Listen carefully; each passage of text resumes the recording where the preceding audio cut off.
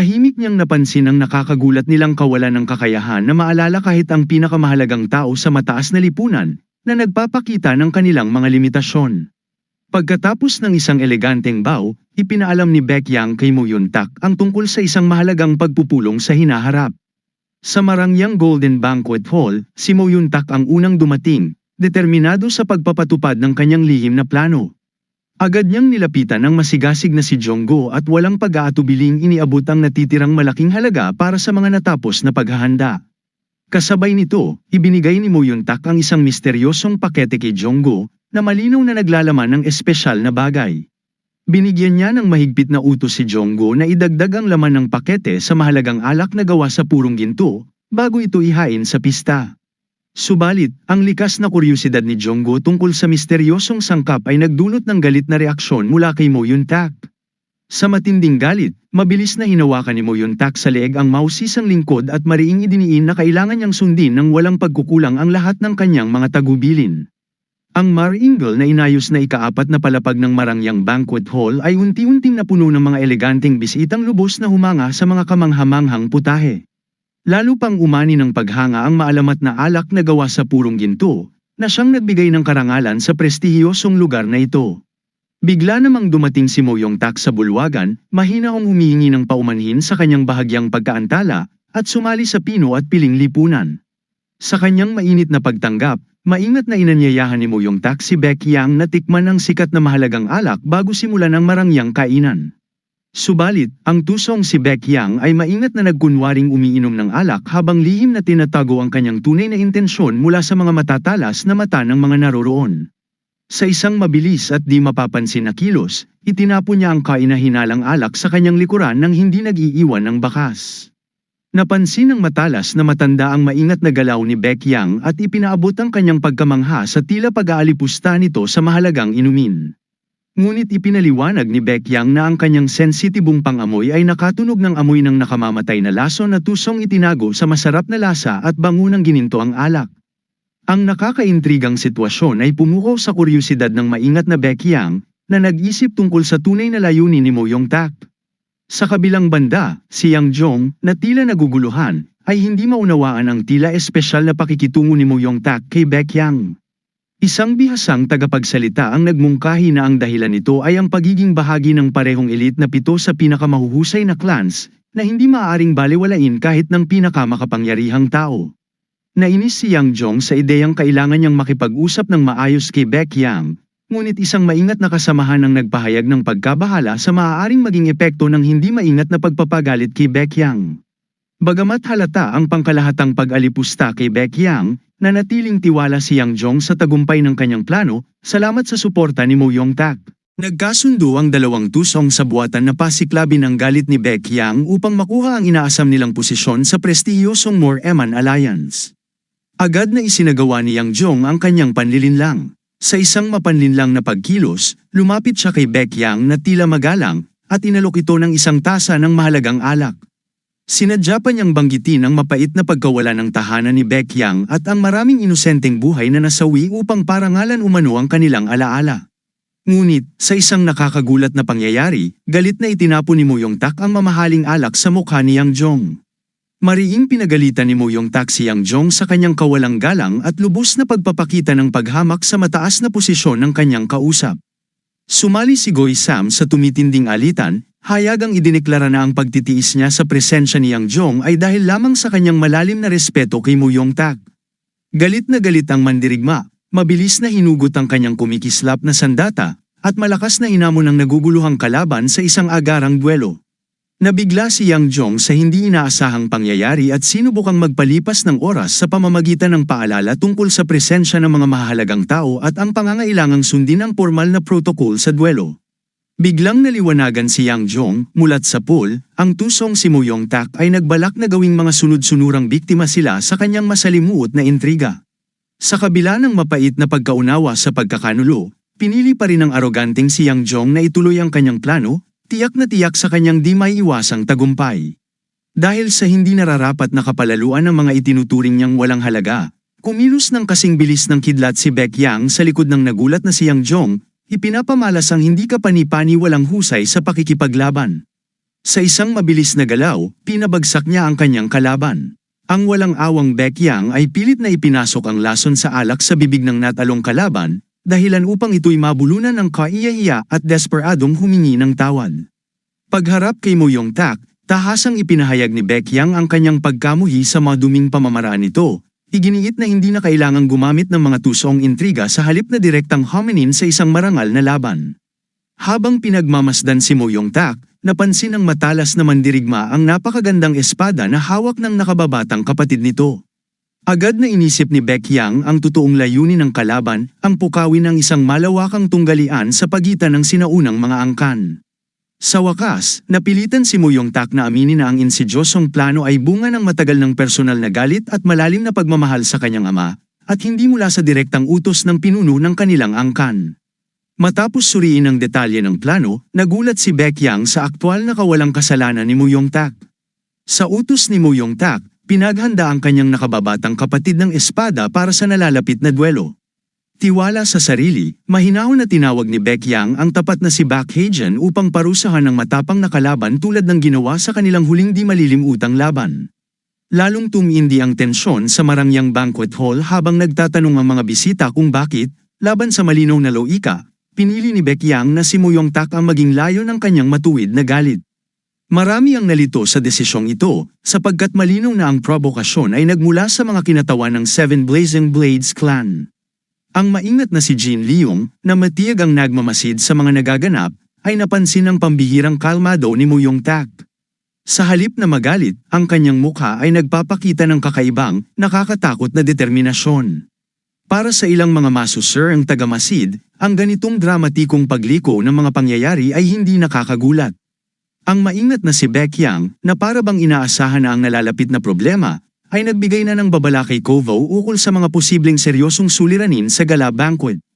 Balisa si Baek Mua, paikot-ikot sa tensyonadong bulwagan, natatangay sa pagitan ng matinding kagustuhang makialam sa alitan at ang mapait na pagkaalam na wala siyang magagawa upang baguhin ang sitwasyon.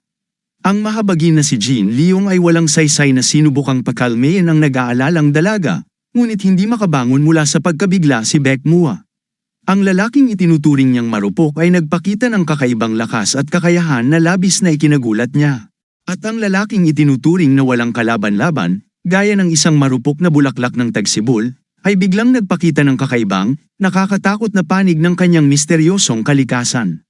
Sa gitna ng pangkalahatang kaguluhan at lumalaking kaguluhan, nanatiling hindi natitinag si Baek Yegang, nagpapakita ng kamanghamanghang katahimikan at may awtoridad na iminungkahi ang pagpapanambalik ng kaayusan sa Marangyang bulwagan. Habang naghahanda ang mga determined brothers para sa hindi maiiwasang mapanganib na duelo, ang biglaang utos ni Baek Yegang na magdala ng isa pang bote ng mahalagang gintong alak ay tila isang mahalagang bahagi ng masalimuot at misteryosong plano. Ang nag-aalalang si Mo Yong-tak, lihim na nagmamasid sa kalmadong si Baek Yegang, ay hindi maitago ang kanyang taus-pusong pagkamangha sa pambihirang katahimikan nito sa harap ng napakaseryosong laban, isang laban na hindi lang tagumpay ang nakataya, kundi pati na rin ang dangal ng mga sinaunang marangal na angkan.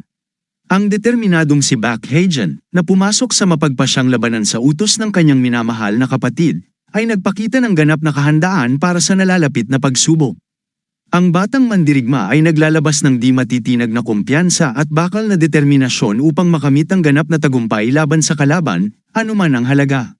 Sa kritikal na sandaling ito, ang tusong si Mo Yong-tak, na pagtanto ang kanyang insidyosong plano, ay mapanuksong tinawag ang kanyang inosenteng nakababatang kapatid.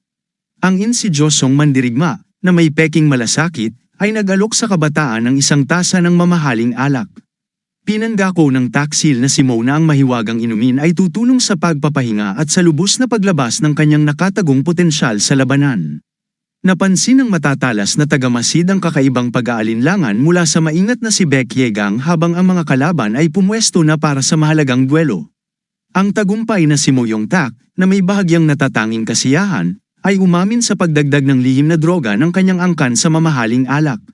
Bagamat nagpakita ng pakunwaring pagsisisi sa sapilitang interbensyon ng makapangyarihang sekta sa kanilang marangal na laban, ang maingat na si Baek Yegang, na hasa ng maraming taon ng nakakapagod na pagsasanay, ay agad na nakaramdam ng kakaibang aroma mula sa lason sa alak at sinubukang suriin ng maingat ang mapanganib na inumin. Ngunit ang tasa ng lason ay mabilis na naitaboy mula sa kanyang kamay, pinigilan siyang tapusin ang kanyang mahalagang pagsusuri. Ang Nolson na si Baek Yegang ay biglang nagsimulang umubo ng malakas, nagpapakita ng mga unang palatandaan ng bisa ng insidyosong lason. Sa kabila ng pagdurusa, ipinakita ni Baek Yegang ang kamanghamanghang kaalaman sa mga lason. Malinong niyang inilarawan ang eksaktong komposisyon ng nakamamatay na inumin, kabilang ang mga bihirang puting buto, komplikadong base ng halamang gamot, at mga nakamamatay na halaman na idinagdag sa labis na mataas na konsentrasyon. Ang hindi kapani-paniwalang kaalaman ni Baek Yegang tungkol sa komposisyon ng lihim na lason ay agad na nagdala kay Mo Yong-tak sa isang estado ng halos pagkataranta. Sa malamig at sistematikong paraan, ipinaliwanag ni Baek Yegang ang epekto ng gamot, kahit isang maliit na dosis nito ay hindi lamang pumipigil sa sakit ngunit dinadala ang mga instinto sa sukdulang limitasyon na nawawala ang kakayahan ng isang tao na matulog ng linggo. Ang tagapaglikha ng insidyosong lason na ito ay malinaw na may pambihirang kaalaman sa alkaymaya, gumagamit ng mga sangkap na napakabihira at misteryoso na kahit ang bihasang si Baek Yegang ay hindi mahanap lahat ang mga ito. Biglang bumalik ang kwento sa isang naunang tagpo, kung saan si Jonggu, marahil ay hinipo ng natitirang konsensya, ay nagpakita kay Baek Yegang ng gamot na nakuha mula kay Mo Yong-tak. Lumabas na ito ay hindi ordinaryong lason na nagpapahina ng lakas, kundi isang mas mapanganib na paraan ng pansamantalang pagpapalakas ng potensyal na lakas. Napagtanto ni Baek Yegang ang buong saklaw ng pagkakanulo. Nagalit siya sa ideya na plano ni Mo Yong-tak na ibigay ang napakapanganib na gamot na ito sa sarili nitong kapatid. Alam na alam ni Mo Yong-tak ang mga hindi maiiwasang at nakakapinsalang epekto ng lason, at napagtanto niyang na-corner na siya ng mga pagbubunyag. Kaya't kinuha niya ang kanyang espada, itinutok ang dulo nito ng diretso kay Baek Yegang. Ang kanyang boses ay nanginginig sa galit at takot sa pagiging nahulog sa pagkakalantad. Inutusan niyang magtahimik ang lahat, na nagsasabing hindi nauunawaan ng kalaban ang tunay na esensya ng mga nangyayari.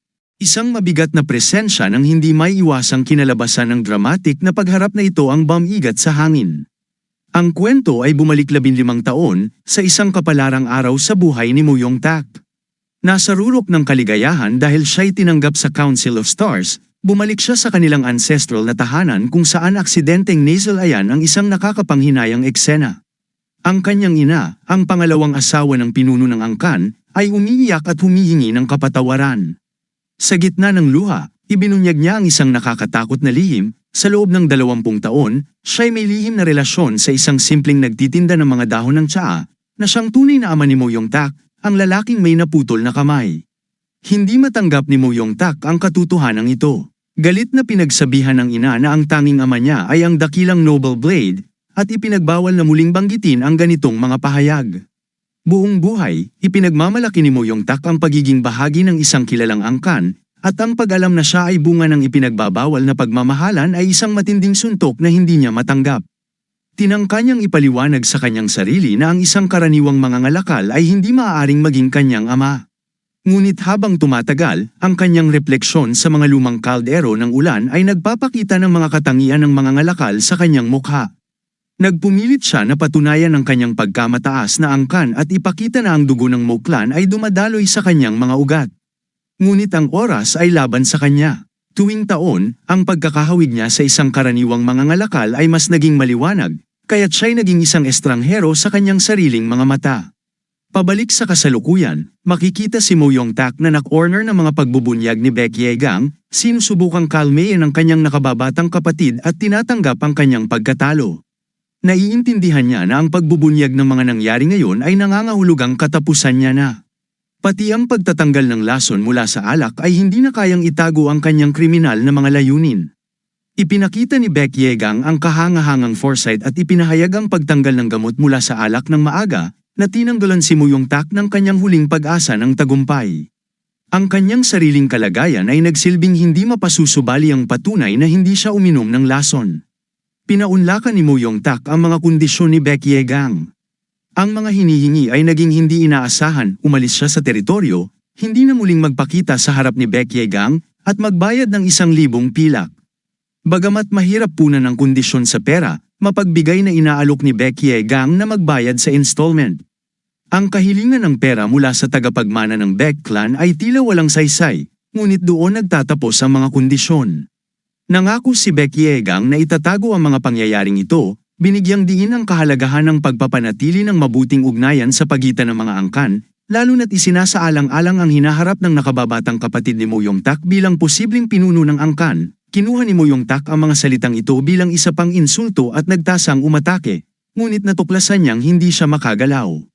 Ipinakita ni Baek Yegang na sa buong oras na ito, ang mga daliri niya ay nakatutok patungo sa loob gamit ang isang espesyal na teknik na nakakaapekto sa mga kasukasuan.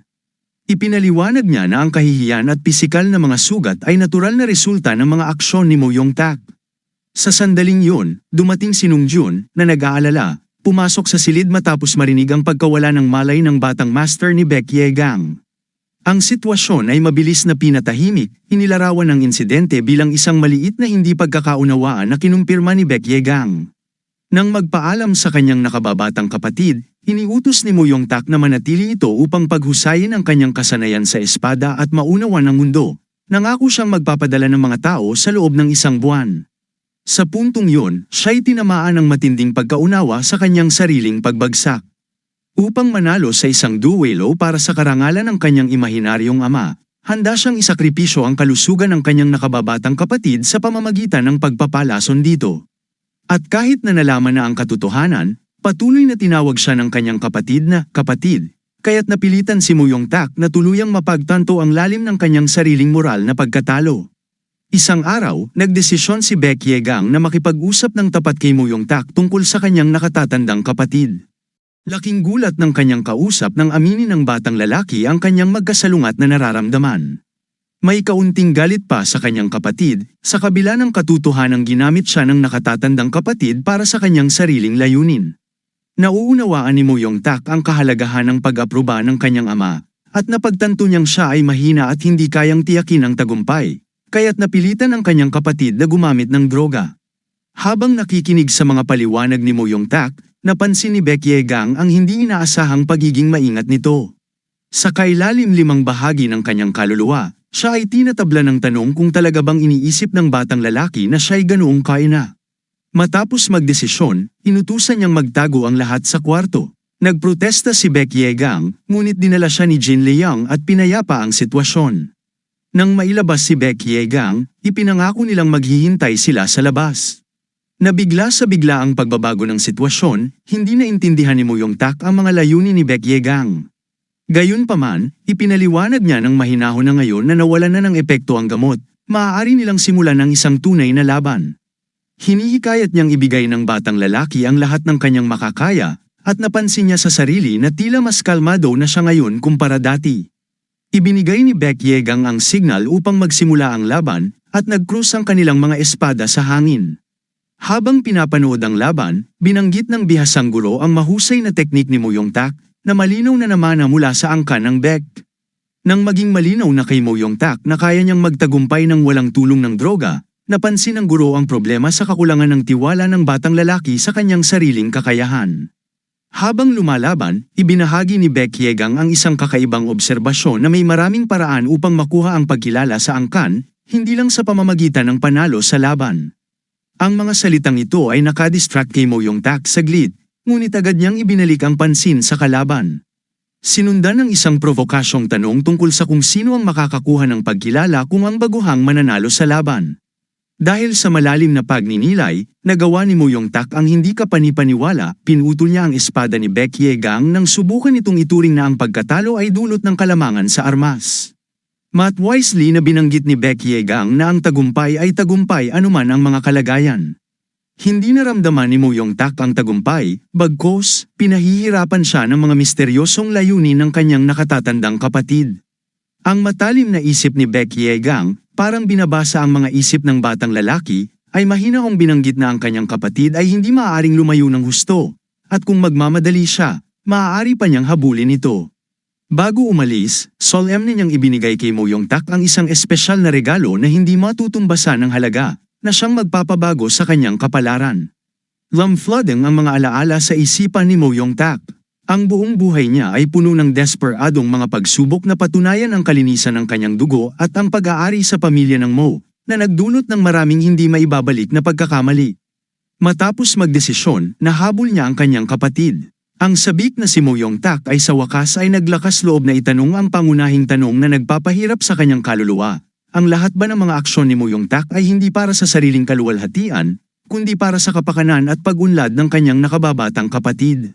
Sa puntong yun, inilahad ang mapait na katotohanan, ang nakatatandang kapatid ay palaging may magkasalungat na nararamdaman dahil si Mo Yong-tak ay ipinanganak na may hindi kapani-pani walang likas na talento at walang kapantay na dugong buo mula sa dakilang angkan.